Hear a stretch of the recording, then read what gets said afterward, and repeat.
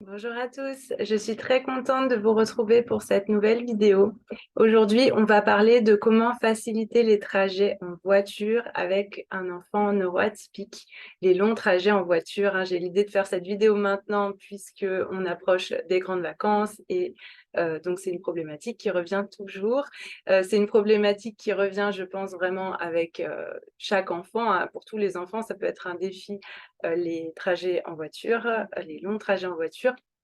Mais pour un enfant neuroatypique, souvent, c'est encore plus amplifié et ça peut être particulièrement compliqué. Donc voilà, j'avais envie d'en parler et qu'on voit ensemble ce qu'on peut faire, ce qu'on peut mettre en place pour que ces trajets se passent le plus sereinement possible. Alors, la première chose qui me semble importante, c'est de donner de la prévisibilité. Et ça, c'est important pour tous les enfants, je pense vraiment, de les prévenir à l'avance de ce qui va se passer. Et ça va être encore plus important pour les enfants qui ont un TSA, un trouble du spectre autistique, qui ont encore plus besoin de prévisibilité, de se projeter en détail sur tout ce qui va se passer. Et donc, voilà, dans tous les cas, que votre enfant ait un TSA ou non, le prévenir de tout ce qui va se passer au maximum, dans la mesure du possible et de ce qu'on sait, ça va l'aider. Donc, on peut lui donner un petit planning en fait de la journée de trajet en voiture, par exemple, lui dire bah voilà, on part ce matin, on va rouler 2 heures, ensuite on va s'arrêter pour manger, on va manger à tel endroit, et puis ensuite on va se défouler un petit peu dehors, par exemple, parce qu'on sait qu'il y a une aire de jeu à tel endroit, et puis ensuite on va repartir, et là peut-être que tu vas dormir, parce que généralement tu dors après manger, et puis ensuite on prendra un petit goûter dans la voiture, et puis ensuite on fera sûrement une pause pipi, et voilà, de baliser un petit peu le terrain comme ça pour qu'il puisse se projeter déjà. Même si effectivement je dis on va rouler 2 heures. Bon, bah, il y a des enfants, 2 heures, pour eux, ça va pas leur parler, mais n'empêche qu'ils vont quand même pouvoir avoir des repères temporels qu'on va leur donner en leur disant on va rouler tout le matin, par exemple, et ensuite on va s'arrêter pour manger le repas du midi. Et ensuite, tu feras sûrement la sieste dans la voiture. Bah, tout ça, ce sont quand même des repères temporels. Là, l'enfant, quand on lui dit tout ça, déjà, il sait que c'est pas un petit trajet de 5 minutes, un petit trajet de 30 minutes, parce que des fois, pour certains, ça peut ne pas être très clair. Donc, on donne un maximum de repères temporels et on parle des étapes qui vont se dérouler et ça, déjà, ça va l'aider à se projeter. Ça évite qu'il demande à peine parti si on est bientôt arrivé, alors que ça fait que 2 minutes qu'on est parti et qu'on en a pour 5 heures de route, par exemple. Ça ne veut pas dire qu'il ne va pas le faire, hein, mais ça réduit le risque quand même, ça l'aidera à mieux se projeter. Ensuite, ça rejoint le premier point, mais ça va être de donner des repères temporels. Donc déjà, on vient de le dire, en planifiant la journée, en donnant les étapes. Déjà, ça donne des repères temporels. Et pourquoi pas, quand on donne le programme comme ça, s'appuyer sur des supports visuels. Certains enfants en ont particulièrement besoin. Certains enfants, ça va particulièrement les aider. Je pense notamment aux enfants autistes, là aussi, qui vont particulièrement apprécier souvent les supports visuels. En tout cas, si vous pensez que votre enfant en a besoin, n'hésitez pas à vous appuyer là-dessus pour lui présenter le déroulement de la journée en voiture. Ensuite, la deuxième chose, ça rejoint un petit peu la première, c'était les repères temporels. Donc, on l'a déjà un petit peu fait avant, quand on donne le déroulé, hein. Je disais le fait de dire qu'il va y avoir le repas du midi sur la route, l'heure de la sieste, par exemple, etc. Ça donne des repères temporels. Mais on peut aussi, au besoin, en donner d'autres, par exemple avec un timer. Un time timer où on sait que là, on en a à peu près pour 1 heure. Ben, on peut peut-être utiliser le time timer pour que l'enfant puisse visualiser combien de temps il reste, hein. Vous savez, les timers avec la partie rouge qui diminue, par exemple. Ça fait un bon repère visuel. Là, pareil, notre enfant, il va comprendre plus facilement qu'on n'arrive pas dans 5 minutes. Bon, après, il faudra bien lui expliquer en amont que c'est pas parce que le timer est terminé à la seconde près qu'on va arriver à la seconde près. Ça, je pense qu'il faut quand même l'expliquer pour pas qu'il y ait de malentendus, de crises, etc. S'ils pensent que c'est à la seconde et qu'en fait, non. Donc, si vous pensez que ça risque de générer une crise, vous abandonnez l'idée, évidemment. Mais voilà, pour certains enfants, peut-être que ça peut aider. S'ils savent lire l'heure, s'ils sont plus grands, on peut dire on va arriver à peu près autour de telle heure. Et ça peut aider. S'il a une montre, il peut regarder sa montre aussi. On peut utiliser enfin, voilà, des minuteurs, tout ce qui est mesure temporelle visuelle, ça pourra les aider à mieux se rendre compte. Se dire on roule encore à peu près 1 heure et ensuite on s'arrête pour manger avec des supports visuels comme ça. Pour certains enfants assez grands, le fait de regarder le GPS et de comprendre un petit peu comment ça fonctionne, par exemple, et de voir le temps avant l'arrivée, ce genre de choses, ça pourra faire des bons repères aussi. S'ils sont assez grands pour comprendre, on peut leur expliquer 2-3 trucs au besoin. Je sais que mon fils, il aime bien, par exemple, et ça l'aide à patienter. Ça lui évite aussi de demander sans arrêt parce qu'il regarde par lui-même un petit peu où on en est sur le GPS. Et pour les petits qui ne pourront pas lire le GPS, qui ne pourront pas lire l'heure, etc. Et puis même, ça peut aider les petits, mais ça peut même aider les plus grands, pour leur donner un repère sur où on en est dans le trajet.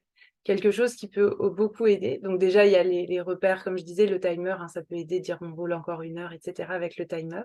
Mais aussi, si on parle du trajet au global, j'avais vu un jour une astuce que je trouvais vraiment pas mal et je peux plus citer ma source parce que je me souviens plus, mais c'est pas de moi en tout cas. Mais je trouvais ça vraiment intéressant. C'est d'utiliser l'image d'un bonhomme et de se dire que c'est comme si on partait, par exemple, de ses pieds. On imagine qu'on part de ses pieds et que la tête, ça représente le point d'arrivée. Donc, les pieds, ce serait le point de départ et la tête, ce serait le point d'arrivée. Et quand les enfants demandent où on en est sur le chemin, eh bien, on peut les aider à visualiser en fonction du bonhomme. Par exemple, on peut se dire qu'on en est à peu près au mollet. Donc, il reste encore tout le corps à traverser. Donc, on n'est quand même pas encore arrivé. Si on est à la moitié du chemin, on peut dire qu'on est à peu près au niveau du nombril. Si on est bientôt arrivé, là, on est au niveau du nez. Là, on est bientôt arrivé. Et le fait d'en parler comme ça, déjà, c'est assez ludique. Ça plaît aux enfants. Et ça va les aider à visualiser de manière très concrète où on se situe sur le trajet. Donc, je trouve que c'est pas mal du tout. Après, il peut y avoir aussi une carte, si notre enfant est très visuel, et qu'on est plusieurs adultes dans la voiture évidemment, parce que ça c'est pas forcément, possible sinon. Mais il y a la lecture du GPS, mais ça peut aussi être, une carte et puis de lui dire où on en est sur la carte, s'il est assez grand pour se retrouver ou qu'il y a quelqu'un pour lui montrer ou qu'on peut lire. On peut avoir, surligné le trajet à l'avance par exemple et de dire: «On est à tel endroit». Voilà, il y a plein de possibilités forcément à décliner en fonction de l'âge de l'enfant, de ses capacités, etc. Mais en gros, vous avez compris, l'idée, c'est de donner des repères visuels, temporels pour qu'il puisse se repérer. Ça l'aidera à être plus patient.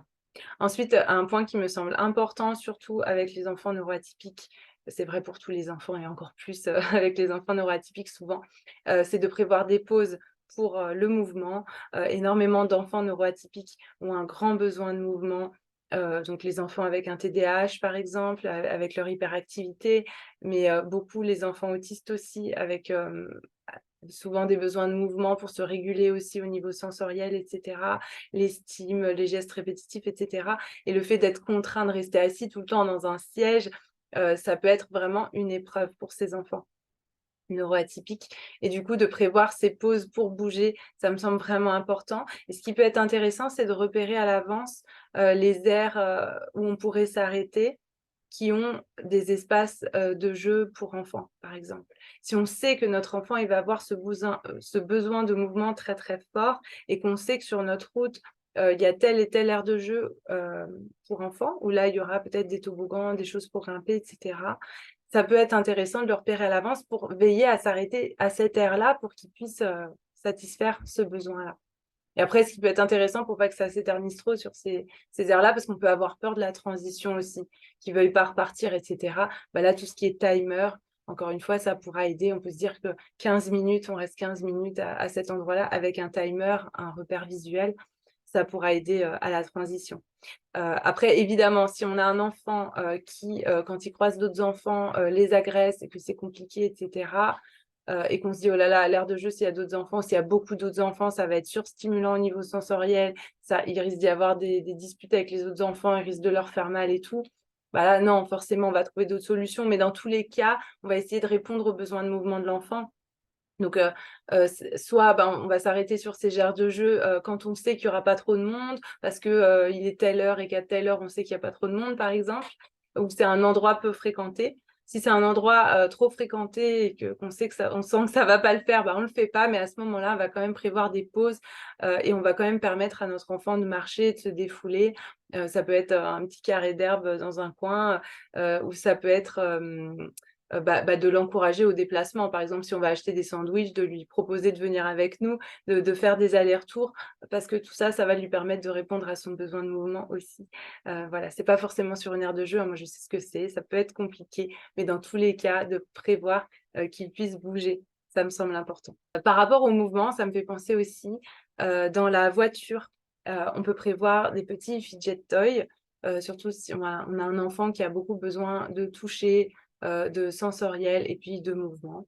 Tout ce qui est fidget toy, ça peut beaucoup aider aussi, puisque comme il est contraint de rester assis sur son siège auto et que c'est pas forcément évident pour lui, s'il a donc des petits objets à manipuler, vous savez, les fidget toys comme ce genre d'objet là qui peut tirer dans tous les sens, ça va satisfaire son besoin de mouvement. Les petites balles en mousse comme ça, tous ces petits objets à tripoter là, à tirer, à manipuler dans tous les sens.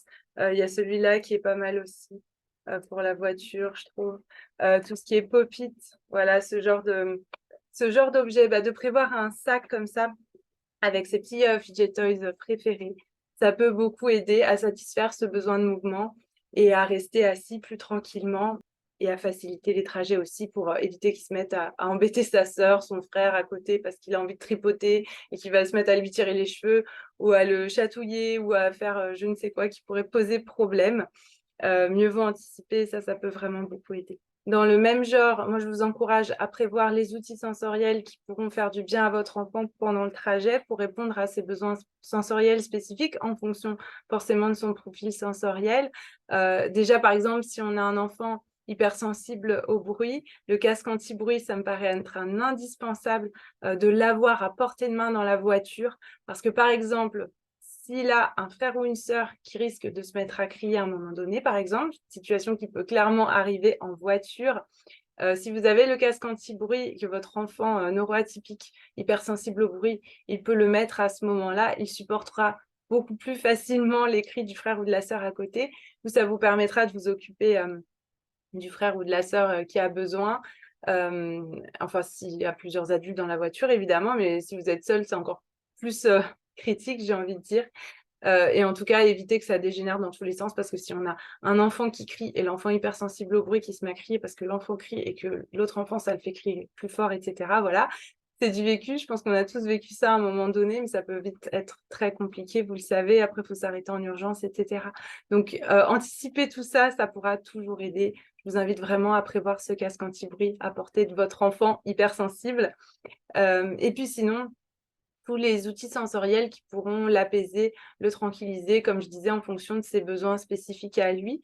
Les objets vibrants, par exemple, peuvent être très apaisants pour les enfants qui ont une hyposensibilité au niveau de la proprioception. Et le coussin vibrant, par exemple, me paraît particulièrement adapté pour les trajets en voiture. Typiquement, un enfant qui s'agite dans tous les sens, qui a un profil sensoriel comme ça, avec une hyposensibilité proprioceptive, le fait d'avoir un coussin vibrant sous les fesses à certains moments pendant le trajet, ça peut vraiment l'apaiser et l'aider à rester assis, par exemple. Bon, alors, il faut voir si on arrive à bien le caler par rapport au siège auto, etc. Mais sinon, il peut prendre peut-être sur les genoux, dans ses bras, peu importe. On peut trouver des solutions, mais ça peut vraiment, vraiment beaucoup aider. Ça peut être, par exemple, certains objets visuels. Si votre enfant il est particulièrement fasciné par les objets qui tournent, d'avoir des petits objets qui tournent, des petites hélices, des choses comme ça, peut-être que ça pourra super bien l'occuper. Voilà, toutes ces choses qui le fascinent, qu'il adore regarder, ça pourra l'aider à vraiment bien passer le temps et à rester patient pendant le trajet. Donc à ce moment-là, je vous encourage à les emmener. Et puis bien sûr, on va prévoir des occupations hein, pour les enfants comme pour tous les enfants. Nous, ce qu'on fait, c'est qu'on a un petit sac que je place entre les deux enfants. Donc, ils ont leurs deux sièges auto. Je place leur sac d'occupation au milieu. Après, s'il faut que chacun ait le sien, vous faites chacun le sien, hein, évidemment. Ça dépend des familles. Avec dedans des occupations. Et là, ce qui peut être vraiment pas mal en voiture, c'est tout ce qui est histoire. Les boîtes à histoire, ça peut bien occuper en voiture. Les lecteurs de musique portables du style Ocarina, nous, ça aide beaucoup aussi. Avec chacun son casque, si jamais ils ne sont pas d'accord sur l'histoire, sur la musique, ça peut être une option comme ça aussi pour simplifier. Tout ce qui est livres interactifs aussi. Vous savez, les livres, il y en a avec des stylos interactifs ou documentaires, ou, voilà, ils peuvent bien s'occuper avec ça. Les livres classiques aussi, si votre enfant sait lire, bah, des petits livres à lire tout seul, ça peut être top. Et puis même si l'enfant ne sait pas lire, il y en a qui vont beaucoup aimer tourner les pages, regarder les images, etc. Ça peut bien occuper aussi. Tout ce qui est histoire audio aussi à diffuser dans la voiture, hein, ça peut être avec le lecteur de la voiture et tout le monde en profite. Les histoires audio, la musique pour toute la famille, ça peut être vraiment chouette. Ensuite, pour s'occuper, il y a aussi les petits jeux en famille, tout ce qui est, par exemple, trouver un mot qui commence par tel son, et puis chaque membre de la famille, chacun son tour, doit trouver un mot. Ça, généralement, les enfants adorent. S'ils sont trop petits, ce ne sera pas possible, mais à partir de 4 ans, déjà, 4-5 ans, ils peuvent commencer à jouer à ça, chercher les mots qui commencent par tel ou tel son. Si l'enfant est verbal, évidemment. Il y a les jeux du style Mon petit œil voit aussi, par exemple, où on dit Mon petit œil voit quelque chose de rouge, et puis l'enfant doit trouver quelque chose, ou alors ça peut être le premier qui voit une voiture rouge à gagner, ou vous savez, ce genre de jeu-là, ça peut bien occuper et créer une ambiance conviviale en voiture. Donc ça peut être intéressant. Et puis la dernière chose à laquelle je pense, mais qui peut vraiment, voilà, qui est importante, je pense, pour faciliter les trajets, c'est de prévoir donc forcément des petits encas et à boire. Et les petits encas, ce sera d'autant plus rassurant pour votre enfant neuroatypique si ce sont des petits encas qu'il a l'habitude de manger, qu'il connaît bien. Je ne sais pas s'il a l'habitude du pain des fleurs à la châtaigne. Prenez du pain des fleurs à la châtaigne, par exemple. D'ailleurs, ça, c'est très pratique à manger en voiture. S'il a l'habitude de telle compote en gourde, ce sera telle compote en gourde, mais vraiment, voilà, avec ses repères. Et ça, ce sera rassurant pour lui. Ça lui fait des points de repère, en fait. Et si vous avez un enfant autiste qui a donc des intérêts spécifiques, dans les occupations, prévoyez des choses en lien avec ces intérêts spécifiques, ces choses qui vont vraiment le passionner, parce qu'en plus, on le sait que les enfants autistes, quand ils sont plongés dans leurs intérêts spécifiques, ils ne voient plus le temps passer. Souvent, ça leur fait vraiment une bulle et le temps n'existe plus. Donc ça, en voiture, c'est parfait, c'est exactement ce qu'on veut. Donc si votre enfant a des intérêts spécifiques très marqués, il est passionné, je ne sais pas, par les dinosaures, et que quand il lit son livre de dinosaures, il n'y a plus rien d'autre qui existe, ou quand il joue avec ses figurines de dinosaures, ou qu'il écoute ses histoires de dinosaures, ou peu importe, prenez tout ça et comme ça, s'il peut se plonger vraiment dedans et être à fond là-dedans, et que ça peut vous permettre d'avoir un trajet serein, voilà, c'est tout bénef. Donc ça vaut le coup d'y penser en amont et de l'anticiper. Voilà donc ce que j'avais à partager par rapport au trajet en voiture avec un enfant neuroatypique. J'espère que ça pourra vous aider. La plupart des choses que j'ai dites là sont parfaitement vraies et applicables pour tous les enfants, hein, qu'ils soient neuroatypiques ou non. Souvent, c'est amplifié pour les enfants neuroatypiques. Il y a certaines choses qui ne concernaient que les enfants neuroatypiques, d'ailleurs, quand je parlais du sensoriel, etc. Mais voilà, je sais que ces moments peuvent être vraiment éprouvants, mais je pense vraiment que la règle de base, c'est que plus on anticipe, plus on prévoit les choses en amont, plus on anticipe les besoins de l'enfant et la réponse qu'on pourrait apporter à ces besoins en amont pour y répondre en amont, ou alors tout juste quand ça se manifeste, mais ne pas attendre qu'il soit trop tard et que l'enfant soit à bout de ses ressources et parte en crise pour s'en occuper. En gros, c'est toujours ça. Bien mieux ça va se passer. Il vaut toujours mieux prendre le temps d'anticiper, de s'en occuper en amont, plutôt que de gérer les crises ensuite et les disputes et les situations difficiles sur le moment, quand on n'a vraiment pas que ça à faire, parce que nous, on a notre trajet à s'occuper, hein, il faut conduire, il faut gérer tout le reste, etc. Donc voilà, plus vous anticiperez, et mieux il y a des chances que ça se passe. En tout cas, j'espère que ça pourra vous aider. Je vous remercie de m'avoir écouté. Je vous dis à bientôt pour une prochaine vidéo.